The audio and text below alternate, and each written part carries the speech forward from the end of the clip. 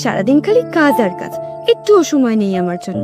বিয়ের আগে তো এই সেই কত কথা, আর এখন এখন তো আমি পুরানো হয়ে গেছি, তাই না? সারাদিন খালি রান্নাই করে যায়। দূর বাবা, ভালো লাগে না। কে বকছো এত আপন মনে? বাবা, তা আপনার কাজ বাজের মধ্যে যে আজকাল আড়ি পাতাও পড়ে, কই জানতুম না তো। না, আসলে ল্যাপটপে কাজ করতে করতে মাথাটা বড্ড ধরেছে, তাই ভাবলাম একটু তোমাকে। কি কফি করে দিতে হবে তো? হ্যাঁ, আমি তো এইসবের জন্যই আছি। ও মা, তুমি অযথা রেগে যাচ্ছ কেন? কি হয়েছে?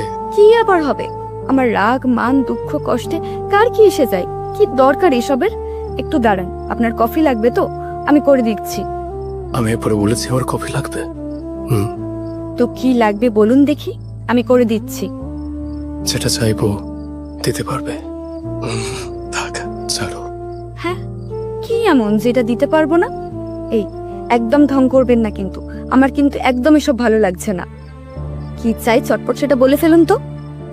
এই তুমি মানুষটাকে যে এত যত্নে ভরসায় বিশ্বাসে এই অগোছালো পাগল মানুষটাকে আগলে রেখেছে, সেই তোমাকে। তোমার এই কথার মাঝে আমার এই অভিমান পারে পার হেগে যায় তিতাস। আমার কথার কাছে বুঝি? না, তোমার ভালোবাসার কাছে। নাও দেখি, চটপট তৈরি হয়ে নাও, বেরাবো। এ মা, কোথায় যাবো এত রাতে? আজ সারা রাত বেড়াবো আমরা। সত্যি? হুম, সত্যি। কিন্তু তোমার যে মাথা ব্যথা। ওসব তো বাহানা বুতো, আসল তো তোমার কাছে আসা। এত কেন ভালোবাসো আমাকে? বোকা মেয়ে আমার কাছে ভালোবাসা মানিয়ে তো তুমি।